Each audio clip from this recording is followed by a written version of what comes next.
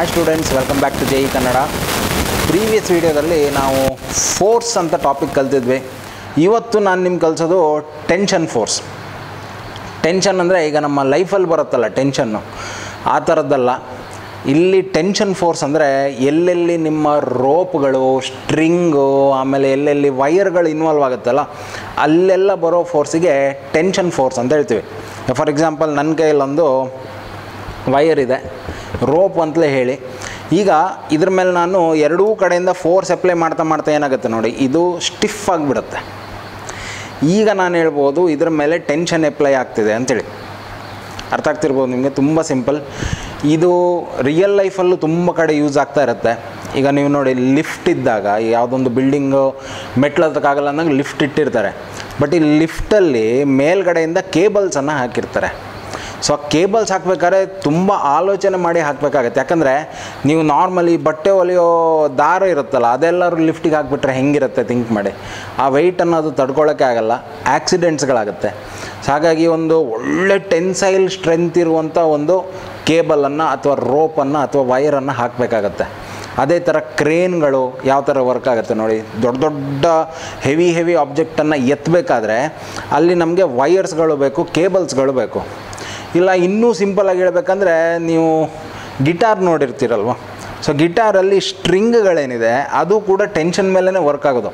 So ನೀವೆಷ್ಟು ಅದನ್ನು tight ಮಾಡ್ತೀರಾ ಅಷ್ಟು ಒಳ್ಳೆ ನಿಮಗೆ ನೋಟ್ಸ್ ಬರುತ್ತೆ ಅದರಲ್ಲಿ. ಇನ್ನೂ ಟೈಟ್ ಮಾಡ್ತಾ ಏನಾಗುತ್ತೆ, ಅದರಲ್ಲಿ ಟೆನ್ಷನ್ ಜಾಸ್ತಿ ಆಗ್ತಾ ಇನ್ನೂ ಹೈ ಫ್ರೀಕ್ವೆನ್ಸಿಯಲ್ಲಿ ವೈಬ್ರೇಟ್ ಆಗ್ತಾ ಹೋಗುತ್ತೆ. ಯಾವುದೋ ಒಂದು ಪಾಯಿಂಟಲ್ಲಿ ಟೈಟ್ ಮಾಡಿ ಇನ್ನು ಅದಕ್ಕೆ ಸಹಿಸ್ಕೊಳ್ಳೋಕ್ಕಾಗಲ್ಲ ಅನ್ನೋ ಟೈಮಲ್ಲಿ ಅದು ಕಟ್ಟಾಗಿಬಿಡುತ್ತೆ. ಸೊ ಅಲ್ಲಿ ಬ್ರೇಕ್ ಆಯಿತು, ರೋಪ್ ಅಥವಾ ಒಂದು ವೈರ್ ಬ್ರೇಕ್ ಆಯಿತು, ಸ್ಟ್ರಿಂಗ್ ಬ್ರೇಕ್ ಆಯಿತು. ಫಿಸಿಕ್ಸಲ್ಲಿ ಅದೆಲ್ಲ ನೊಟೇಷನ್ಸನ್ನು ನಾವು ಕಲಿಯೋಣ. ಬಟ್ ಕೆಲವೊಂದು ಬೇಸಿಕ್ಸನ್ನು ನಿಮ್ಗೆ ಹೇಳ್ತೀನಿ, ಆಯಿತಾ. ಸೊ ವೈರ್ ಅಂದರೆ ಒನ್ ಡೈಮೆನ್ಷನಲ್ ಬಾಡಿ ಅಂತ ಎಸ್ಯೂಮ್ ಮಾಡೋಣ, ವಿಚ್ ಹ್ಯಾಸ್ ಓನ್ಲಿ ಲೆಂತ್, ಆಯಿತಾ. ಸೊ ಲೆಂತ್ ಇರುವಂಥ ಬಾಡೀಸಿಗೆ ನಾವು ಫೋರ್ಸನ್ನು ಅಪ್ಲೈ ಮಾಡಬೇಕು. ನಾವು ಫೋರ್ಸ್ ಅಪ್ಲೈ ಮಾಡಬೇಕಾದ್ರೆ ಎರಡೂ ಸೈಡ್ ಅಪ್ಲೈ ಮಾಡ್ತೀವಿ. ನೀವು ಈ ಹಗ್ಗ ಜಗ್ಗಾಟ ನೋಡಿರ್ಬೋದು, ಆಯಿತಾ. ಒಂದು ಟೀಮ್ ಮಾತ್ರ ಆಡಿ ಇನ್ನೊಂದು ಟೀಮ್ ಮಾಡದೇ ಇದ್ದರೆ ಆ ರೋಪಲ್ಲಿ ಟೆನ್ಷನ್ನೇ ಡೆವಲಪ್ ಆಗೋಲ್ಲ. ಸೊ ಅಂಥ ಒಂದು ಗೇಮೇ ನಡೆಯಲ್ಲ ಫಸ್ಟ್ ಆಫ್ ಆಲ್. ಈಗ ಥಿಂಕ್ ಮಾಡಿ, ಎರಡೂ ಸೈಡ್ ಹಿಡ್ದಿದ್ದೀನಿ, ಸಪೋಸ್ ಈ ಕಡೆ ಬಿಟ್ಟೆ ಅಂತ ಅಂದ್ಕೊಳ್ಳಿ, ಮುಗೀತು. ಇದರಲ್ಲೀಗ ಟೆನ್ಷನ್ ಡೆವಲಪ್ ಆಗೋಲ್ಲ. ಸೊ ಒಂದು ರೋಪಲ್ಲಿ ಟೆನ್ಷನ್ ಡೆವಲಪ್ ಆಗಬೇಕಾದ್ರೆ ಎರಡೂ ಸೈಡಿಂದ ನಾವು ಫೋರ್ಸನ್ನು ಅಪ್ಲೈ ಮಾಡಬೇಕು. ಸೊ ಹಾಗಾಗಿ ನಾವೇನು ಹೇಳ್ಬೋದು, tension can stretch A rope. ಅರ್ಥ ಆಯ್ತಾ? ಒಂದು ರೋಪನ್ನು ಸ್ಟ್ರೆಚ್ ಮಾಡುತ್ತೆ ಅದು. ಈಗ ರೋಪ್ ಎಲ್ಲರೂ ಸ್ಲ್ಯಾಕ್ ಆಯಿತು ಅಂದ್ಕೊಳ್ಳಿ, ಇದರಲ್ಲಿ ಟೆನ್ಷನ್ ಝೀರೋ. ಇದರಲ್ಲಿಗೆ ಟೆನ್ಷನ್ ಇಲ್ಲ, ಯಾವ ಸೈಡಿಂದ ನಾವು ಎಳಿತಾ ಇಲ್ಲ. ಸೊ ಒಂದು ಇಂಪಾರ್ಟೆಂಟ್ ಪಾಯಿಂಟ್ ಈಗ ನೆನ್ಪಿಟ್ಕೊಳ್ಳಿ, tension whenever the rope is stretched, ಆವಾಗ ಮಾತ್ರ ಅದರಲ್ಲಿ ಟೆನ್ಷನ್ ಡೆವಲಪ್ ಆಗುತ್ತೆ. ಓಕೆ, ಒಂದು ಡಯಾಗ್ರಾಮ್ ಮೂಲಕ ಇದನ್ನು ಅರ್ಥ ಮಾಡ್ಕೊಳ್ಳೋಣ. ಸೊ ಒಂದು ರೋಪ್ ಇದೆ ಅಂದ್ಕೊಳ್ಳಿ. ಸೊ ಈ ರೋಪ್ ಅನ್ನೋದು ಈ ಥರ ಲೂಸ್ ಇದ್ದರೆ ಅದರಲ್ಲಿ ಟೆನ್ಷನ್ ಇರಲ್ಲ. ಸೊ ಅಲ್ಲಿ ಟೆನ್ಷನ್ ಝೀರೋ, ಡೈರೆಕ್ಟಾಗಿ ಬರಿಬೋದು ಟೆನ್ಷನ್ ಝೀರೋ. ಯಾವಾಗ ನಾವು ಇಮ್ಯಾಜಿನ್ ಮಾಡಿ ಈ ಕಡೆಯಿಂದ ಒಂದು ಫೋರ್ಸ್ ಹಾಕ್ತೀವಿ, ಈ ಕಡೆಯಿಂದಲೂ ಒಂದು ಫೋರ್ಸ್ ಹಾಕಬೇಕು, ಎರಡೂ ಸೈಡಿಂದ ಹಾಕಬೇಕು, ಆವಾಗ ಮಾತ್ರ ಇದರಲ್ಲಿ ಟೆನ್ಷನ್ ಡೆವಲಪ್ ಆಗುತ್ತೆ. ನಾವು ಇಮ್ಯಾಜಿನ್ ಈ ಕಡೆ ಹಾಕೋ ಫೋರ್ಸನ್ನು T1 ಅಂತ ಎಸ್ಯೂಮ್ ಮಾಡೋಣ. Since it is tension, T1 ಅಂತ ಬರೀತೀನಿ. ಈ ಕಡೆ ಹಾಕೋ ಫೋರ್ಸನ್ನು T2 ಅಂತ ಎಸ್ಯೂಮ್ ಮಾಡೋಣ. So tension is a force, ನೆನ್ಪಿಟ್ಕೊಳ್ಳಿ. ಇದರ ವ್ಯಾಲ್ಯೂ, ಆಮೇಲೆ ಇದರ ಯೂನಿಟ್ ಕೂಡ ನ್ಯೂಟನಲ್ಲೇ ಇರುತ್ತೆ. ಓಕೆ, ಓನ್ಲಿ ಟೆನ್ಸೈಲ್ ಸ್ಟ್ರೆಂತ್ ಅಂತ ಬಂದಾಗ ಅದೊಂದು we can call it as a stress, ಅದ್ರ ಮೇಲಿರುವಂಥ ಸ್ಟ್ರೆಸ್. ಹಾಗಾಗಿ ಅದಕ್ಕೆ ಪಾಸ್ಕಲ್ಸ್ ಅಂತ ಬರುತ್ತೆ ಯೂನಿಟ್. ಯಾಕಂದರೆ ಸ್ಟ್ರೆಸ್ ಮತ್ತು ಪ್ರೆಷರ್ ಆಲ್ಮೋಸ್ಟ್ ಸೇಮ್ ಯೂನಿಟನ್ನು ಶೇರ್ ಮಾಡುತ್ತೆ, force per unit area. So ಹಾಗಾಗಿ ಅದ್ರಲ್ಲಿ ಪಾಸ್ಕಲಲ್ಲಿ ಕೊಡ್ತೀವಿ. ಬಟ್ ಇವಾಗ ಸದ್ಯಕ್ಕೆ ಇದೀಗ ಟೆನ್ಷನ್, ಈ ಕಡೆಯಿಂದ ಫೋರ್ಸ್, ಈ ಕಡೆಯಿಂದಲೂ ಫೋರ್ಸ್. ನಾವು ಇಮ್ಯಾಜಿನ್ ಮಾಡಿ, ಆಫ್ಟರ್ ಅಪ್ಲೈಯಿಂಗ್ ಫೋರ್ಸ್ ಹಗ್ಗ ಜಗ್ಗಾಟ ಆಗ್ತಿದೆ ಅಂದ್ಕೊಳ್ಳಿ. ಈ ಕಡೆ ಒಂದು ಟೀಮು, ಈ ಕಡೆ ಒಂದು ಟೀಮ್. ಈಗ ಹಗ್ಗ ಜಗ್ಗಾಟದಲ್ಲಿ ಹಗ್ಗ ಯಾವ ಕಡೆ ಮೂವ್ ಆಗುತ್ತೆ ಹೇಳಿ, ಯಾವ ಕಡೆ ಜಾಸ್ತಿ ಫೋರ್ಸ್ ಇರುತ್ತೋ ಆ ಕಡೆ ಮೂವ್ ಆಗುತ್ತೆ. In other words, wherever there is a net force, the body tends to move in the direction of the force. ಇದೇ ನ್ಯೂಟನ್ಸ್ ಲಾ. ಸೊ ಇಮ್ಯಾಜಿನ್ ಮಾಡಿ, ಈಗ T1 ಮತ್ತು T2 ಅಲ್ಲಿ ಯಾವುದು ದೊಡ್ಡದು? ಓಕೆ, ನನಗೆ ಡಿಫ್ರೆನ್ಷಿಯೇಟ್ ಮಾಡೋಕ್ಕೆ ಬರ್ತಾ ಇಲ್ಲ, ಯಾವ್ದಾರು ಒಂದು ದೊಡ್ಡದು ಬರಿತೀನಿ. ಸೊ ಯಾವ ಕಡೆದೇ ದೊಡ್ಡದು ಹಾಕೋಣ, ಆಯಿತಾ. T2 ಗ್ರೇಟರ್ ದೆನ್ T1 ಅಂತ ಎಸ್ಯೂಮ್ ಮಾಡಿ. ಓಕೆ. ನಾವು if I have to write the equation, Newton's law ಬರಿಬೇಕು ಅಂದರೆ what is the net force on the rope? Net force ಏನಾಗುತ್ತೆ ನೋಡಿ, ಫಸ್ಟು ಆ ಕಡೆದ ಫೋರ್ಸ್ ಅಲ್ವಾ, ಸೊ ಆ ಕಡೆ ಫೋರ್ಸ್ ಇರೋದ್ರಿಂದ body will accelerate in this direction. ಆ ಕಡೆ ಫೋರ್ಸ್ ದೊಡ್ಡದಿದೆ. So net force is greater force minus smaller force, ಇದು ನೆಟ್ ಫೋರ್ಸ್ ಆಯಿತು ಸರಿನಾ, equal to mass of the rope, ಇದು ರೋಪ್ನ ಮಾಸ್, ಇಂಟು ಇಟ್ಸ್ ಆಕ್ಸಲರೇಷನ್. ಇದೆಲ್ಲ ವೆಕ್ಟರ್ ಕ್ವಾಂಟಿಟೀಸ್ ಆಯಿತಾ. ಒಂದು ಸಿಂಪಲ್ ಇಕ್ವೇಷನ್ ಬರ್ತಿದ್ದೀನಿ. ನಾವು in most of the cases ನಾವು ಸಾಲ್ವ್ ಮಾಡೋವಂಥ ಪ್ರಾಬ್ಲಮ್ಸ್ ಇರ್ಬೋದು, ಅಥವಾ ನಿಮಗೆ ಕಾಂಪಿಟೇಟಿವ್ ಎಕ್ಸಾಮ್ಸಲ್ಲಿ JEE ಬರುವಂಥ ಪ್ರಾಬ್ಲಮ್ಸಲ್ಲಿ ಈ ಒಂದು ವರ್ಡನ್ನು ಹಾಕಿರ್ತಾರೆ, ಮಾಸ್ಲೆಸ್ ರೋಪ್ ಅಂತ ಹಾಕಿರ್ತಾರೆ, ಅಥವಾ ಮಾಸ್ಲೆಸ್ ಕೇಬಲ್, ಮಾಸ್ಲೆಸ್ ವಯರ್. ಇದು ಯಾಕೆ ಹಾಕಿರ್ತಾರೆ ಅಂದರೆ ತುಂಬ ಇಂಪಾರ್ಟೆಂಟ್ ಇದು. ಇದು ಹಾಕಿಲ್ಲ ಅಂದ್ಕೊಳ್ಳಿ, ಆವಾಗ ನಾವು ಈ ಥರ ಇಕ್ವೇಷನ್ ಬರದೆ ಪ್ರಾಬ್ಲಮ್ಸನ್ನು ಸಾಲ್ವ್ ಮಾಡಬೇಕು. But whenever the rope is massless, ಇದು ಝೀರೋ ಆಯ್ತಲ್ವ. ಇದು ಝೀರೋ ಆದಾಗ ಏನಾಗುತ್ತೆ ನೋಡಿ, if right hand side is zero, T2 minus T1 is equal to zero. ನಾವು ಆ ಕಡೆ ತಗೊಂಡೋದ್ರೆ ನೋಡಿ, T2 equal to T1. Only difference is they are in opposite directions ಅಷ್ಟೇ ಆಯಿತಾ. ಇಲ್ಲಿಗೆ ಆ ಕಡೆ ಹೋದಾಗ T1 ಈ ಕಡೆ ಇದೆ, T2 ಈ ಕಡೆ ಇದೆ, but they are same in magnitude, ಅದರ ವ್ಯಾಲ್ಯೂ ಸೇಮ್ ಅಂತ ಆಯಿತು. ಸೊ ಹಾಗಾಗಿ ಇದೊಂದು ತುಂಬ ಇಂಪಾರ್ಟೆಂಟ್ ಪಾಯಿಂಟ್ ನಿಮಗೆ ಕಾಂಪಿಟೇಟಿವ್ ಎಕ್ಸಾಮಲ್ಲಿ. ಎಲ್ಲಿ ನಿಮಗೆ ಈ ವರ್ಡ್ ನೋಡ್ಲಿಕ್ಕೆ ಸಿಗುತ್ತಲ್ವ, ಮಾಸ್ಲೆಸ್ ರೋಪ್ ಅಂತ ಎಲ್ಲಿ ಬರುತ್ತೆ, ಅಲ್ಲಿ ನೀವು ಏನು ಹೇಳ್ಬೋದು, constant tension across the rope ಅಂತ ಹೇಳ್ಬೋದು. ಅಂದರೆ ಈ ಕಡೆನೂ T ಇರುತ್ತೆ, ಈ ಕಡೆನೂ T. ಹಾಗಾಗಿ ನಾವೀಗ T1 T2 ಬರೆಯೋ ಅವಶ್ಯಕತೆ ಇಲ್ಲ. ಇದನ್ನು T ಅಂತ ಹೇಳ್ಬೋದು, ಇದನ್ನು T ಅಂತ ಹೇಳ್ಬೋದು, ಇದರ ವ್ಯಾಲ್ಯೂ ಸೇಮ್ ಇರುತ್ತಲ್ವ. ಹಾಗಾಗಿ ಎರಡೆರಡು ನೊಟೇಷನ್ಸ್ ಬೇಡ ನಮಗೆ, ಒಂದೇ ನೊಟೇಷನಲ್ಲಿ ಮುಗಿದೋಗುತ್ತೆ. ಸೊ ತುಂಬ ಇಂಪಾರ್ಟೆಂಟ್ ಪಾಯಿಂಟ್ ಇದು, ನೋಟ್ ಮಾಡ್ಕೊಳ್ಳಿ.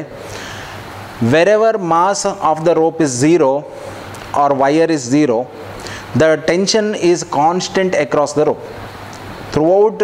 ಎಷ್ಟೇ ಉದ್ದ ಇರಲಿ ರೋಪ್ ಆಯಿತಾ, ಆ ಕಡೆ ಈ ಕಡೆ ಮಧ್ಯ, ಇಲ್ಲಿಗೆ ಮಧ್ಯ ಪಾಯಿಂಟಲ್ಲೂ ಅಷ್ಟೇ ಇರುತ್ತೆ ಟೆನ್ಷನ್, ಈ ಪಾಯಿಂಟಲ್ಲೂ ಅಷ್ಟೇ ಇರುತ್ತೆ, ಈ ಪಾಯಿಂಟಲ್ಲೂ ಅಷ್ಟೇ ಇರುತ್ತೆ. ಎಲ್ಲಿ ಬೇಕಾದ್ರೂ ನೀವು ಯಾವುದೇ ಪಾಯಿಂಟನ್ನು ಡಿನೋಟ್ ಮಾಡಿ, ಎಲ್ಲ ಪಾಯಿಂಟಲ್ಲೂ ಟೆನ್ಷನ್ ಸೇಮ್ ಇರುತ್ತೆ. ಇದು ನಮಗೆ ಪ್ರಾಬ್ಲಮ್ ಸಾಲ್ವ್ ಮಾಡಬೇಕಾದ್ರೆ ತುಂಬ ಹೆಲ್ಪ್ ಆಗುತ್ತೆ. ಓಕೆ, ನೋಟ್ ಮಾಡ್ಕೊಳ್ಳಿ. ಇನ್ನೊಂದು ಡಯಾಗ್ರಾಮ್ ಬರಿತೀನಿ. ಸೊ ಇದೊಂದು ಗ್ರೌಂಡ್ ಇದೆ. ಸೊ ಒಂದು ಬಾಡಿನ ಇಲ್ಲಿ ಇಟ್ಟಿದ್ದೀವಿ ಅಂದ್ಕೊಳ್ಳಿ. ಸೊ ಇದರ ಮಾಸ್ M. ಇದಕ್ಕೆ ಒಂದು ರೋಪ್ ಇಟ್ಕೊಂಡು ಈ ಕಡೆ ಎಳಿತಾ ಇದ್ದೀವಿ. ಸೊ ಈ ಕಡೆ ಒಂದು ಫೋರ್ಸ್ ಅಪ್ಲೈ ಆಗ್ತಾ ಇದ್ದೀವಿ, ವಿಚ್ ಇಸ್ T. ಸೊ ಇದು ರೋಪ್. ಈಗ ಒಂದು ಕ್ವಶನ್ ಕೇಳ್ತೀನಿ ಆಯಿತಾ, simple. Can we push the body with the rope? ಆಯಿತಾ, ಆನ್ಸರ್ ಇಷ್ಟರೊಳಗೆ ನಿಮ್ಗೆ ತಲೆಗೆ ಬಂದಿರಬೇಕು. ಬಾಡಿನ ಒಂದು ರೋಪಿಂದ ಪುಷ್ ಮಾಡೋಕ್ಕಾಗತ್ತಾ? ಇಲ್ಲ, ಖಂಡಿತಕ್ಕೂ ಆಗಲ್ಲ. We can only pull a body with the help of the rope. ಹಾಗಾಗಿ ನೋಡಿ, ಟೆನ್ಷನ್ ಫೋರ್ಸಿಂದ ನಮಗೊಂದು ಬಾಡಿನ ಪುಷ್ ಮಾಡೋಕ್ಕಾಗಲ್ಲ. ಇದು ತುಂಬ ಇಂಪಾರ್ಟೆಂಟ್, ನೋಟ್ ಮಾಡ್ಕೊಳ್ಳಿ ಆಯಿತಾ. ಟೆನ್ಷನ್ನಿಂದ ಒಂದು ಬಾಡಿನ ಪುಷ್ ಮಾಡೋಕ್ಕಾಗಲ್ಲ, V can only full the body. ನೀವು ನೋಡಿರ್ಬೋದು, ನಿಮ್ಮ ಸುತ್ತಮುತ್ತ ಜಾತ್ರೆ ನಡೀತಿರ್ಬೇಕಾದ್ರೆ ಜಾತ್ರೆಯಲ್ಲಿ ತೇರನ್ನು ಎಳಿತಾರೆ, ತೇರನ್ನು ಎಳಿತಾರೆ ಹಗ್ಗ ಹಾಕ್ಕೊಂಡು. ತೇರನ್ನು ಹಗ್ಗ ಹಾಕ್ಕೊಂಡು ದೂಡೋಕ್ಕಾಗತ್ತಾ? ಇಲ್ಲ, ಕೈಯಲ್ಲಿ ದೂಡಬೇಕು, ಬಿಟ್ಟರೆ ಹಗ್ಗ ಹಾಕ್ಕೊಂಡು ದೂಡೋಕ್ಕಾಗಲ್ಲ ಅಲ್ವಾ. ಸೊ ಅದೇ ಕಾನ್ಸೆಪ್ಟ್. ಈಗ we can only pull a body with the help of rope. ಅಂದರೆ ಟೆನ್ಷನ್ನಿಂದ ಒಂದು ಬಾಡಿನ ಪುಲ್ ಮಾಡ್ಬೋದು, ಪುಷ್ ಮಾಡೋಕ್ಕಾಗಲ್ಲ. ಸೊ ಈಗ ಇಲ್ಲಿ ನಾವು ಡೈರೆಕ್ಷನ್ಸ್ ಬರೆಯೋಣ ಅಂತ ಎಸ್ಯೂಮ್ ಮಾಡೋಣ. ಸೇ ಇನ್ನೊಂದು ಬಾಡಿ ತಗೊಳ್ಳೋಣ ಈಗ ಆಯಿತಾ. This is M2. ಸೊ ಈ ಬಾಡಿ ಈ ಕಡೆ ಎಳಿತಾ ಇದ್ದೀವಿ, ಈ ಬಾಡಿನ ಈ ಕಡೆ ಎಳಿತಾ ಇದ್ದೀವಿ, ಮಧ್ಯ ಒಂದು ರೋಪ್ ಇದೆ. ನಾವು ದಿಸ್ ಈಸ್ ಎ ಮಾಸ್ಲೆಸ್ ರೋಪ್. ಹಾಗಾಗಿ ಇಲ್ಲಿ ಟೆನ್ಷನ್ T ಇರುತ್ತೆ ಥ್ರೂ ಔಟ್ ಎಲ್ಲ ಪಾಯಿಂಟಲ್ಲಿ. ಈ ಪಾಯಿಂಟಲ್ಲೂ T, ಈ ಪಾಯಿಂಟನ್ನು A ಅಂತ ಎಸ್ಯೂಮ್ ಮಾಡ್ತೀನಿ, ಈ ಪಾಯಿಂಟನ್ನು B ಅಂತ ಎಸ್ಯೂಮ್ ಮಾಡ್ತೀನಿ. ಸೊ ಎಲ್ಲ ಕಡೆ TA ಇರುತ್ತೆ. ನಾವು ಸಪ್ರೇಟಾಗಿ ಡೀಲ್ ಮಾಡೋಣ ಆಯಿತಾ. M1 ಜೊತೆ ಏನಾಗ್ತಿದೆ, M2 ಜೊತೆ ಏನಾಗ್ತಿದೆ, ಆಮೇಲೆ T ಈ ರೋಪಲ್ಲಿ ಏನಾಗ್ತಿದೆ ಥಿಂಕ್ ಮಾಡಿ. ನಾವು ಆಲ್ವೇಸ್ ಇದರಲ್ಲಿ ಟೆನ್ಷನ್ ಟಿ ಇದೆ ಅಂದರೆ rope has to be stretched. ಈ ಬಾಡಿ ಈ ಕಡೆ ಬಂತು, M2 ಲೆಫ್ಟಿಗೆ ಬರ್ತಾ ಇದೆ, M1 ರೈಟಿಗೆ ಹೋಗ್ತಾ ಇದೆ ಅಂದರೆ ಈ ರೋಪಿನ ಏನೂ ಅವಶ್ಯಕತೆ ಇಲ್ಲ. ಈಗ ಈ ಎರಡೂ ಬಾಡಿನ ರೋಪ್ ಹಿಡಿದಿಟ್ಕೋಬೇಕು ಅಂತಿದ್ರೆ ಇದು ಎರಡೂ ಅಪೋಸಿಟ್ ಡೈರೆಕ್ಷನಲ್ಲೇ ಮೂವ್ ಆಗಬೇಕು, ಆವಾಗ ಮಾತ್ರ ಇದರಲ್ಲಿ ಟೆನ್ಷನ್ ಡೆವಲಪ್ ಆಗುತ್ತೆ. Okay, now first let us consider what is happening with the rope. ರೋಪಲ್ಲಿ ಏನಾಗ್ತಿದೆ ನೋಡಿ, ಈ ರೋಪಲ್ಲಿ ಟೆನ್ಷನ್ ಡೆವಲಪ್ ಆಗಬೇಕು ಅಂದರೆ ಈ ಕಡೆ ಫೋರ್ಸ್ ಇರಬೇಕು ಟಿ, ಈ ಕಡೆ ಈ ಡೈರೆಕ್ಷನಲ್ಲಿ ಇರಬೇಕು force T, because tension is constant, massless rope. So ಹಾಗಾಗಿ ಇಲ್ಲಿ ಡೈರೆಕ್ಷನ್ ನೋಡ್ಕೊಳ್ಳಿ, ತುಂಬ ಸಿಂಪಲ್. ರೋಪ್ ಮೇಲೆ ಲೆಫ್ಟ್ ಸೈಡಲ್ಲಿ ಲೆಫ್ಟಿಗಿದೆ ಫೋರ್ಸ್, ರೈಟ್ ಸೈಡಲ್ಲಿ ರೈಟಿಗಿದೆ. ಆಯಿತಾ? ಈಗ M1 ಬಾಡಿ ಮೇಲೆ ಏನಾಗ್ತಿದೆ ನೋಡಿ. ಆಯಿತಾ? M1 ಮೇಲೆ ಏನಾಗ್ತಿದೆ, ಸೊ M1ಅನ್ನು ಸಪ್ರೇಟಾಗಿ ಬರೆದ್ರೆ ಹಿಂಗೆ ಬರಿಬೋದು. ಈಗ ಕೆಳಗಡೆ ಗ್ರೌಂಡ್ ಇದೆ, ಇದೆಲ್ಲ ಬಿಟ್ಟಾಕಿ. ಆಯಿತಾ? ಕೆಳಗಡೆ ಗ್ರಾವಿಟೇಷನಲ್ ಫೋರ್ಸ್ ಇದೆ, ಮೇಲ್ಗಡೆ ಒಂದು ರಿಯಾಕ್ಷನ್ ಫೋರ್ಸ್ ಇದೆ, ಅದೆಲ್ಲ ಬಿಟ್ಟಾಕಿ. ಬರೀ ಈ ಮಾಸ್ ಮತ್ತು ರೋಪ್ ಜೊತೆ ಏನಾಗ್ತಿದೆ ನೋಡೋಣ. ರೋಪನ್ನು ಈ ಕಡೆ ಹಾಕಿದ್ದಾರೆ, ಈಗ ಮಾಸ್ ಇದು. Again the rope can only full the body, it can not push the body. ಈಗ ಅರ್ಥ ಮಾಡ್ಕೊಳ್ಳಿ, ಇದಕ್ಕೆ ರೋಪನ್ನು ಈ ಕಡೆ ಹಾಕಿದ್ದಾವಂದರೆ ಈ ಕಡೆ ದೂಡಕ್ಕೆ ಹೋದರೆ ಏನಾಗುತ್ತೆ ನೋಡಿ, you can't, it is like pushing the body. ಈ ಬಾಡಿನ ನಾವು ರೋಪಿಂದ ಎಳಿಬೋದು, ಬಿಟ್ಟರೆ ಅದನ್ನು ದೂಡೋಕ್ಕಾಗಲ್ಲ. ಸೊ ಎಳೆದ್ರೆ ಯಾವ ಡೈರೆಕ್ಷನಲ್ಲಿ ಎಳಿಬೇಕು ಹೇಳಿ, ಈ ಡೈರೆಕ್ಷನಲ್ಲೇ ಎಳಿಬೇಕು. ಯಾವ ಸೈಡ್ ರೋಪ್ ಇದೆಯೋ ಅದೇ ಡೈರೆಕ್ಷನಲ್ಲಿ ಎಳಿಬೇಕಲ್ವ. Therefore, on the mass M1, tension is acting in this direction. Again, ಇಲ್ಲಿ ತುಂಬ ಇಂಪಾರ್ಟೆಂಟ್, ಯಾವ ಥರ ಬರ್ತಿದ್ದೀನಿ ನೋಡಿ. ರೋಪಲ್ಲಿ M1 ಇರೋ ಕಡೆ ಟೆನ್ಷನ್ ಈ ಕಡೆ ಇದೆ. Now this is on the rope. Newton's third law ಏನು ಹೇಳುತ್ತೆ, for every action there is a equal and opposite reaction. Both action and reaction acts on two different bodies ಅಂತ ಹೇಳ್ತಾ ಇದೆ. ಸೊ ಹಾಗಾಗಿ ಒಂದು ಆ್ಯಕ್ಷನ್ ರೋಪ್ ಮೇಲೆ ಇದ್ದರೆ reaction body ಮೇಲೆ ಇರಲೇಬೇಕಲ್ವ. ರೋಪ್ ಮೇಲೆ ಟೆನ್ಷನ್, ರೋಪ್ ನಾವು ಬಿಡಿಸ್ತೀವಿ ಅಂದರೆ ರೋಪ್ ಮೇಲೆ ಟೆನ್ಷನ್ ಈ ಕಡೆ ಇದೆ. ವೆರಾಸ್ M1 ಮೇಲೆ ಟೆನ್ಷನ್ ಯಾವ ಕಡೆ ಇದೆ, ಆ ಕಡೆ ಇದೆ. ಓಕೆ, ಈಗ M2ನ ಸಪ್ರೇಟಾಗಿ ಬಿಡಿಸೋಣ. M2, ಸೊ M2 ಇಲ್ಲಿದೆ ಗ್ರೌಂಡ್, ಇದು M2, ಆಮೇಲೆ ವೈಯರ್ ಈ ಕಡೆ ಇದೆ. ಅಗೇನ್ ಇವಾಗ ನೀವು ಹೇಳ್ಬೋದು, ಆಯಿತಾ, M2ನ ವೈಯರ್ ಯಾವ ಡೈರೆಕ್ಷನಲ್ಲಿ ಇದೆಯೋ ಅದೇ ಡೈರೆಕ್ಷನಲ್ಲಿ ಪುಲ್ ಮಾಡಬೇಕು, ಬಿಟ್ಟರೆ ಪುಷ್ ಮಾಡಿದರೆ ಅದು ಏನೇನೋ ಆಗಲ್ಲ ಅದರಲ್ಲಿ. ಸೊ ತುಂಬ ಸಿಂಪಲ್, ಆಯಿತಾ. ಟೆನ್ಷನ್ನ ಡೈರೆಕ್ಷನ್ ಬರೋದು ಹಾಗೆ, ಯಾವ ಸೈಡ್ ರೋಪ್ ಇದೆಯೋ ಆ ಸೈಡೇ ಹಾಕ್ಬಿಡಿ when it is coming to body. C body ಮೇಲೆ ಟಿ ಈ ಕಡೆ ಇರುತ್ತೆ M2 ಮೇಲೆ. ಸೊ ಸಿಂಪಲ್ಲಾಗಿ ಡಿಕೋಡ್ ಮಾಡಿದ್ದೀನಿ ಒಂದು ಡಯಾಗ್ರಾಮನ್ನು. ಯಾಕಂದರೆ ನಮಗೆ ಫ್ರೀ ಬಾಡಿ ಡಯಾಗ್ರಾಮ್ಸ್ ಬಿಡಿಸ್ಬೇಕಾದ್ರೆ ಟೆನ್ಷನ್ ಯಾವ ಡೈರೆಕ್ಷನಲ್ಲಿ ಇರಬೇಕು ಅನ್ನೋದು ಫಸ್ಟ್ ಗೊತ್ತಿರಬೇಕಾಯ್ತಾ. ಆ ಡೈರೆಕ್ಷನಲ್ಲಿ ಹಾಕಿದರೆ ಮಾತ್ರ ಪ್ರಾಬ್ಲಮ್ ಸಾಲ್ವ್ ಆಗುತ್ತೆ. ಸೊ ಈ ಸಿಚುವೇಶನ್ ತಗೊಂಡಾಗ, two bodies connected with the rope ಅಂತ ತಗೊಂಡಾಗ, ರೋಪ್ ಮೇಲೆ ಟೆನ್ಷನ್ ಎಲ್ಲೆಲ್ಲಿದೆ ನೋಡಿ, ಒಂದು ಈ ಕಡೆ ಒಂದು ಆ ಕಡೆ. So that rope is stretched. M1 ಮೇಲೆ ಟೆನ್ಷನ್ ಆ ಕಡೆ ಇದೆ ಆ್ಯಂಡ್ M2 ಮೇಲೆ ಟೆನ್ಷನ್ ಈ ಕಡೆ ಇದೆ. ಓಕೆ, ಸಿಂಪಲ್ ಇದೆ ಇದು, ತುಂಬ ಸಿಂಪಲ್ ಕಾನ್ಸೆಪ್ಟ್. ನೆಕ್ಸ್ಟ್ ನೋಡಿ, let us consider the example of ಪುಲಿ. ಸೊ ಇಮ್ಯಾಜಿನ್ ಮಾಡಿ, ಈಗ ಈ ಪುಲ್ಲಿನ ಸೀಲಿಂಗಿಗೆ ಈ ಥರ ಒಂದು ರೋಪ್ ಹಾಕಿ ಕಟ್ಟಿದ್ದೀವಿ. ಆಮೇಲೆ ಇದರ ಆ ಕಡೆ ಈ ಕಡೆ ಇನ್ನೊಂದು ವೈಯರನ್ನು ಹಾಕಿದ್ದೀವಿ. ಸೊ ಈ ಎಂಡಿಗೆ ಒಂದು ಮಾಸನ್ನು ಹಾಕಿದ್ದೀವಿ, ಈ ಎಂಡಲ್ಲಿ ಇನ್ನೊಂದು ಮಾಸನ್ನು ಹಾಕಿದ್ದೀವಿ. Okay, now very simple. If this rope is massless, ಆವಾಗ ಬಂದಿದ್ದೆ ಟಾಪಿಕ್ ಬಂತು. ಇದು ಮಾಸ್ಲೆಸ್ ರೋಪ್ ಅಂತಾದರೆ ಇದರ ಸ್ಟಾರ್ಟಿಂಗ್ ಪಾಯಿಂಟ್ ಹಿಡಿದು ಯಾವುದೇ ಪಾಯಿಂಟ್ ಆದರೂ ನಿಮಗೆ ಟೆನ್ಷನ್ ಸೇಮ್ ಇರಬೇಕು, ಸರಿನಾ. ಸೊ ಹಾಗಾಗಿ ಈ ರೋಪ್ ಮೇಲೆ ಟೆನ್ಷನ್ T1, ಡೈರೆಕ್ಷನ್ ಆಮೇಲೆ ನೋಡೋಣ. ಇದು T1 ಇರುತ್ತೆ, ಈ ಕಡೆ ಆ ಕಡೆ ಎರಡು ಸೈಡ್, ಯಾಕಂದರೆ ಒಂದೇ ರೋಪ್ ಅಲ್ವ ಅದು. But this rope is different, ಇದು ಬೇರೆಯೇ ರೋಪ್. ಇದು ಈ ರೋಪ್ ಮೇಲೆ ಇನ್ನೊಂದೇ ಟೆನ್ಷನ್ ಇರುತ್ತೆ T2. ಹಾಗಾಗಿ ಇಲ್ಲಿ ಇನ್ನೊಂದು ಪಾಯಿಂಟ್ ನೋಟ್ ಮಾಡ್ಕೊಳ್ಳಿ. ಡಯಾಗ್ರಾಮ್ ನೋಡ್ತಿದ್ದಂಗೆ ಅದರಲ್ಲಿ ಎಷ್ಟು ರೋಪ್ಸ್ ಇದೆ ನೋಡ್ಬೇಕು ನಾವು.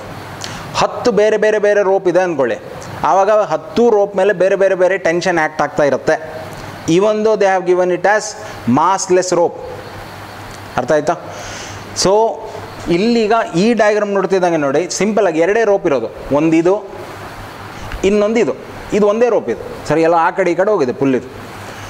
ನಾವು ಎಗೈನ್ ಎಕ್ಸಾಮ್ಸಲ್ಲಿ ಹೆಚ್ಚಿನ ಪ್ರಾಬ್ಲಮ್ಸಲ್ಲಿ ಈ ಒಂದು ಸ್ಟೇಟ್ಮೆಂಟ್ ಕೊಟ್ಟಿರ್ತಾರೆ, ಆಯಿತಾ? ಮಾಸ್ಲೆಸ್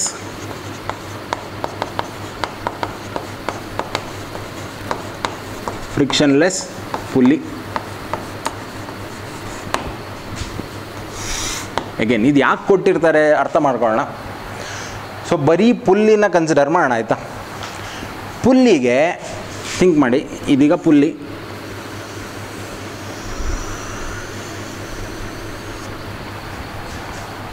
ತುಂಬ ಇಂಪಾರ್ಟೆಂಟ್ ಇದು. ನಾವು ಇದು ಬಿಟ್ಟಾಕಿ, ಇದು ಬೇರೆಯೇ ವೈಯರ್. ಇದು ಈ ವೈಯರ್ ನೋಡಿ ಯಾವ ಡೈರೆಕ್ಷನಲ್ಲಿದೆ, ಕೆಳಗಡೆ ಇದೆಯಲ್ವ, ಹಿಂಗೆ ಹೋಗ್ತಾ ಇದೆಯಲ್ವ, ಹಾಗಾಗಿ ಈ ಕಡೆ ಇರುತ್ತೆ ಟೆನ್ಷನ್. Very simple. ಸಪೋಸ್ ನಾವೀಗ ಇಲ್ಲಿ ಇನ್ನೊಂದು ಟೆನ್ಷನ್ ಇದೆ ಅಂತ ಎಸ್ಯೂಮ್ ಮಾಡಿದ್ವಿ ಅಂದ್ಕೊಳ್ಳಿ, ಅಕ್ರಾಸ್ ದ ಪುಲ್ಲಿ. ಇದನ್ನು T2 ಅಂತ ಎಸ್ಯೂಮ್ ಮಾಡಿದರೆ ಏನಾಗುತ್ತೆ ಥಿಂಕ್ ಮಾಡೋಣ. ನಾವು ಕ್ಲಿಯರ್ಲಿ ನೋಡಿ ಫ್ರಿಕ್ಷನ್ಲೆಸ್ ಪುಲ್ಲಿ ಅಂತ ಕೊಟ್ಟಿದ್ದಾರೆ.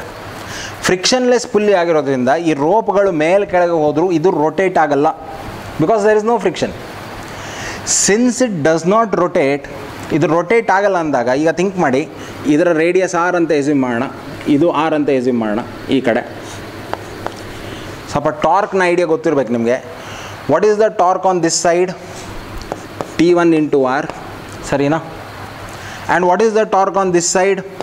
T2 into R, force into it's perpendicular component, ಸರಿ ಅಲ್ವಾ? ಈಗ ಇದು ಅರ್ಥ ಆಗ್ತಿಲ್ಲ ಬಿಟ್ಟಾಕಿ, ಸದ್ಯಕ್ಕೆ ಟಾರ್ಕ್ ಅಂತ ಒಂದಿದೆ, which is the force which can rotate A body, ಆಯಿತಾ? ಸೊ ಈಗ ಇಮ್ಯಾಜಿನ್ ಮಾಡಿ, ಪುಲ್ಲಿ ಈ ಕಡೆ ರೊಟೇಟ್ ಆಗ್ತಾ ಇದೆ ಅಂತ ಎಸ್ಯೂಮ್ ಮಾಡೋಣ, ಸಪೋಸ್. ಆದರೆ ಆವಾಗ ಈಕ್ವೇಷನ್ ಏನಂದರೆ, ಈ ಕಡೆ ರೊಟೇಟ್ ಆಗ್ತಿದೆ ಅಂದರೆ ಈ ಕಡೆ ಫೋರ್ಸ್ ದೊಡ್ಡದು ಅಂತ ಅರ್ಥ. T1 R minus T2 R net torque is given as I into alpha. What is I? Moment of inertia ಅಂತ ಹೇಳ್ತೀವಿ ರೊಟೇಷನಲ್ಲಿ. ಆಲ್ಫಾ ಅಂದರೆ ಇಟ್ಸ್ ಆ್ಯಂಗ್ಯುಲರ್ ಆ್ಯಕ್ಸಲರೇಷನ್. ಇದು ತುಂಬ ಸಿಂಪಲ್, ಇದು ಫೋರ್ಸ್ ಥರನೇ, ಆಯಿತಾ?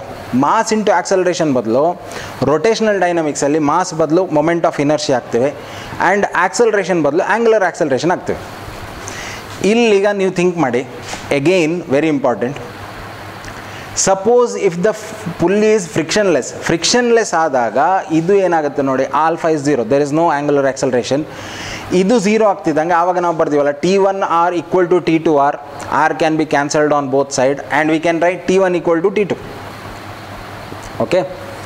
ಇನ್ನೊಂದು, ಸಪೋಸ್ ಮಾಸ್ಲೆಸ್ ಪುಲ್ಲಿ ಅಂದರೆ it's moment of inertia becomes 0. ಮಾಸೇ ಇಲ್ಲ ಅಂದಮೇಲೆ ಮೊಮೆಂಟ್ ಆಫ್ ಇನರ್ಷಿಯಾ ಬರಲ್ಲ. ಈ ಕೇಸಲ್ಲೂ ಏನಾಗುತ್ತೆ, T1 ಈಕ್ವಲ್ ಟು T2 ಆಗುತ್ತೆ. ಹಾಗಾಗಿ ಈ ವರ್ಡನ್ನು ಕೊಟ್ಟಿರ್ತಾರೆ, ಆಯಿತಾ? ಮಾಸ್ಲೆಸ್ ಫ್ರಿಕ್ಷನ್ಲೆಸ್ ಪುಲ್ಲಿ. ಈ ಥರ ಕೊಟ್ಟಿಲ್ಲ ಅಂದರೆ ನಾವು ಈ ಥರ ಈಕ್ವೇಷನ್ಸ್ ಹಾಕೊಂಡೇ ಪ್ರಾಬ್ಲಮನ್ನು ಸಾಲ್ವ್ ಮಾಡಬೇಕು. But when ever this is given, ಈ ಥರ ಸ್ಟೇಟ್ಮೆಂಟ್ ಕೊಟ್ಟಾಗ ನಮ್ಮ ಕೆಲಸ ಸುಲಭ ಆಯಿತು. ಏನು ಸುಲಭ ಆಯಿತು? ಬರೀ T ಅಂತ ಬರೆದ್ರೆ ಆಯ್ತು ಎರಡು ಕಡೆ, because it will be same always. ರೋಪಲ್ಲಿ ಸೇಮ್ ಅಂತ ಆಲ್ರೆಡಿ ನೋಡಿದ್ವಿ ನಾವು. ಮಾಸ್ಲೆಸ್ ರೋಪಲ್ಲಿ ಥ್ರೂ ಔಟ್ ಕಾನ್ಸ್ಟೆಂಟ್ ಇರುತ್ತೆ tension, but massless frictionless pulley ಇದ್ದಾಗಲೂ ಆ ಕಡೆಗೆ ಈ ಕಡೆ ಅದರ ಟೆನ್ಷನ್ ಕಾನ್ಸ್ಟೆಂಟ್ ಇರುತ್ತೆ. ಸೊ ನಾವು let us write the direction of tension for these bodies. ಈ ಬಾಡೀಸಿಗೆ ಟೆನ್ಷನ್ ಎಲ್ಲೆಲ್ಲಿದೆ ನೋಡೋಣ. ಫಸ್ಟ್ ಪುಲ್ಲಿಗೆ ಎಲ್ಲೆಲ್ಲಿದೆ ನೋಡೋಣ, ಆಯಿತಾ? ಸೊ ಇದು ಪುಲ್ಲಿ.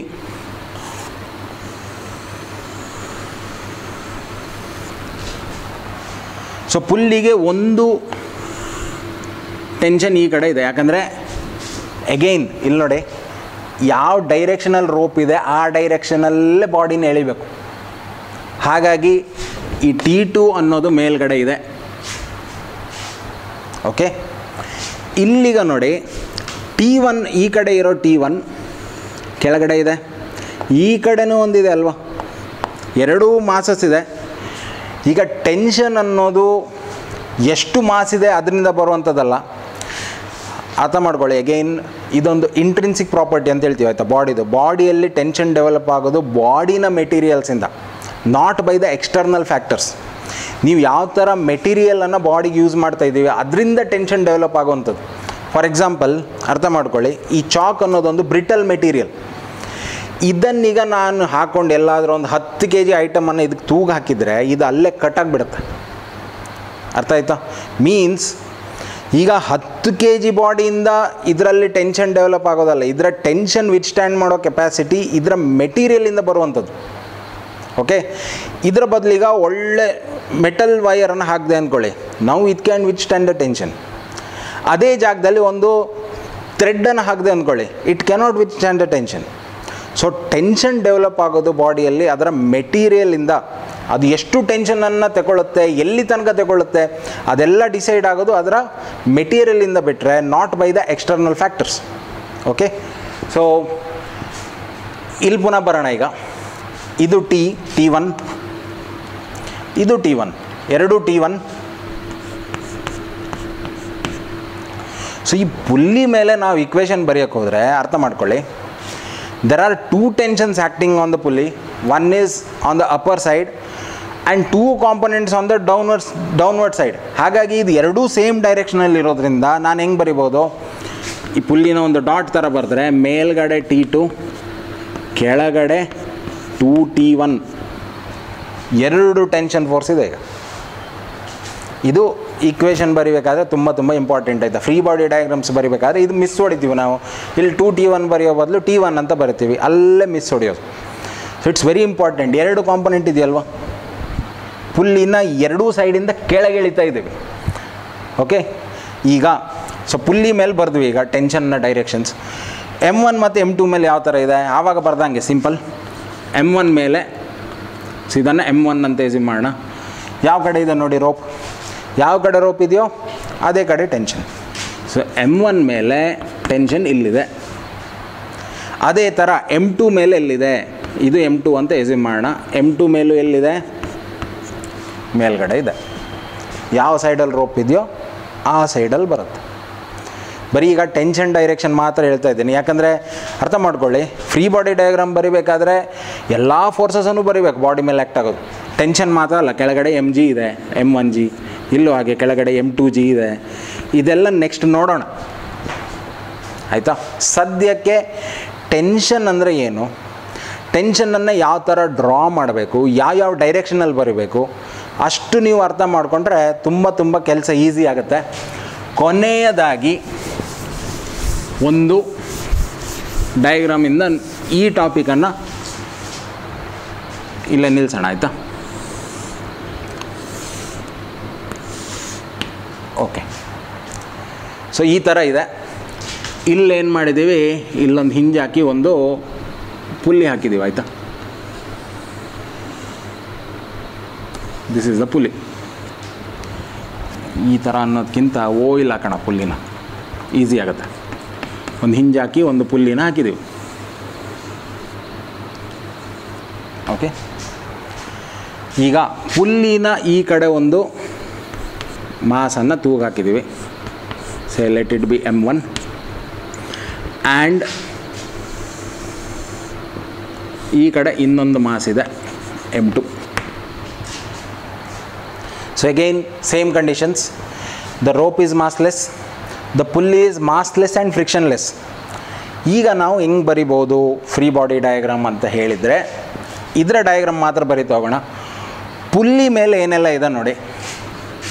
ಸೊ ಇದು ಪುಲ್ಲಿ ಆಯಿತಾ, P.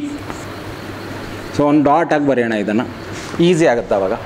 ಪುಲ್ಲಿ ಮೇಲೆ ಒಂದು ಟೆನ್ಷನ್ ಇದೆ, ಯಾವ ಕಡೆ ಇದೆ, ಈ ಕಡೆ ಇದೆ. Since it is massless and frictionless throughout Tನೇ ಆಗುತ್ತೆ, ಹಾಗಾಗಿ T. ಇನ್ನೊಂದು ಎಲ್ಲಿದೆ ಈಗ, ಇದನ್ನು ಥೀಟಾ ಅಂತ ಎಸ್ಯೂಮ್ ಮಾಡೋಣ. ಇನ್ನೊಂದು ನೋಡಿ ಈ ಥರ ಇದೆ, ಲೈಕ್ ದಿಸ್, ಇದು T. Again if this is theta, ಇದು ಥೀಟಾ ಆದರೆ ಇದು ಥೀಟಾನೇ ಆಗುತ್ತೆ, ಸರಿನಾ. ಮೇಲೆ ಈ ಆ್ಯಂಗಲ್ಲು ಏನಾಗುತ್ತೆ, ಥೀಟಾ ಆಗುತ್ತೆ. Now it is very important. ಇಲ್ಲಿ ಬರುತ್ತೆ ಕಾನ್ಸೆಪ್ಟ್ ಆಫ್ ವೆಕ್ಟರ್ಸ್. ನಮಗೀಗ ನೆಟ್ ಟೆನ್ಷನನ್ನು ಕ್ಯಾಲ್ಕುಲೇಟ್ ಮಾಡಬೇಕು ಪುಲ್ಲಿದು. ವೆಕ್ಟರ್ಸ್ ಗೊತ್ತಿಲ್ಲ ಅಂದರೆ ಇಲ್ಲಿ ನಿಮಗೆ ಏನೇನೂ ಅರ್ಥ ಆಗಲ್ಲ, ಆಯಿತಾ. ಈಗ ಇದೊಂದು force tension. Now I can write 2 components of this tension. One component is this one, ಇನ್ನೊಂದು ಕಾಂಪೊನೆಂಟ್ ಇದೇ ಡೈರೆಕ್ಷನಲ್ಲಿ ಬರುತ್ತೆ. ಓಕೆ, ಸೊ ಈ ಕಾಂಪೊನೆಂಟ್ ಯಾವುದು, ಇದನ್ನು ಟಿ ಕಾಸ್ ಥೀಟಾ ಅಂತ ಬರಿತೀವಿ. Whichever comes along the angle it is cos component. ಇದು ಏನಿದು ಕೆಳಗಡೆ ಬರೋದು ಟಿ ಸೈನ್ ಥೀಟಾ. ಹಾಗಾಗಿ ಪುಲ್ಲಿ ಮೇಲೆ ಡೌನ್ವರ್ಡ್ ನೋಡಿ, ಆಲ್ರೆಡಿ ಒಂದು ಟಿ ಇದೆ, ಅದರ ಜೊತೆಗೆ ಟಿ ಸೈನ್ ಥೀಟಾ ಬಂತು, 2 ಕಾಂಪೊನೆಂಟ್ ಬಂತು ಡೌನ್ವರ್ಡ್ ಡೈರೆಕ್ಷನಲ್ಲಿ. ಆಮೇಲೆ ಈ ಡೈರೆಕ್ಷನ್ ಹೊರಿಸಾಂಟಲ್ ಕಾಂಪೊನೆಂಟ್ ಆಗಿ ಟಿ ಕಾಸ್ ಥೀಟಾ ಬರುತ್ತೆ. ಓಕೆ, ಇಷ್ಟು ಫೋರ್ಸ್ ಇದೆ. ಈಗ ಇದನ್ನು ತೆಗಿಬೋದು ನಾವು, ಈ ಫೋರ್ಸನ್ನು ರಿಸಾಲ್ವ್ ಮಾಡಿ ಆಗಿದೆ, ಹಾಗಾಗಿ ಇದನ್ನು ತೆಗಿಬೋದು. ಸೊ ಪುಲ್ಲಿ ಮೇಲೆ downward T plus T sine theta downward force, horizontal force T cos theta. Okay, simple. ಗೊತ್ತಿಲ್ಲ ಅಂದರೆ ಪುನಃ ನೋಡ್ಕೊಳ್ಳಿ, ರೆಸಲ್ಯೂಷನ್ ಆಫ್ ವೆಕ್ಟರ್ಸಲ್ಲಿ ಕಲಿಸಿದ್ದೀನಿ ಯಾವ ಥರ ವೆಕ್ಟರ್ಸನ್ನು ರಿಸಾಲ್ವ್ ಮಾಡಬೇಕು. Okay, let us see what happens to M1. M1ಗೆ ತುಂಬ ಸಿಂಪಲ್, ಅಪ್ವರ್ಡ್ ಇರುತ್ತೆ ಟಿ M1ಗೆ. M2ಗೆ M2 ಇಲ್ಲಿದ್ದರೆ ಈ ಡೈರೆಕ್ಷನಲ್ಲಿರುತ್ತೆ ಟಿ. ಸರಿನಾ, ಮೇಲ್ಗಡೆ. ಎಗೇನ್ ಬೇಕಾದರೆ ನಾವು ಅದನ್ನು ಈ ಥರ ಕಾಂಪೊನೆಂಟ್ಸ್ ಮಾಡ್ಕೊಳ್ಬೋದು, depending on the type of the problem. ಪ್ರಾಬ್ಲಮಲ್ಲಿ ಏನು ನೆಸೆಸಿಟಿ ಇದೆ ಅದನ್ನು ನೋಡಿ ನಾವು ಅದನ್ನು ರಿಸಾಲ್ವ್ ಮಾಡ್ಬೋದು. ಇಲ್ಲ ಅಂದರೆ ಇದು ಡೈರೆಕ್ಷನ್ ಟಿ.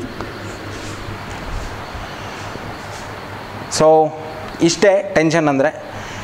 ಇದನ್ನು ನೆಕ್ಸ್ಟ್ ಪ್ರಾಬ್ಲಮ್ಸಲ್ಲಿ ಯಾವ ಥರ ಸಾಲ್ವ್ ಮಾಡಬೇಕು ಅದೆಲ್ಲ ನೆಕ್ಸ್ಟ್ ನೋಡೋಣ. ಯಾಕಂದರೆ ಬರೀ ಟೆನ್ಷನ್ ಒಂದೇ ಕಲ್ತ್ರೆ ಆಗಲ್ಲ. We have to also learn normal force, we have to also learn friction.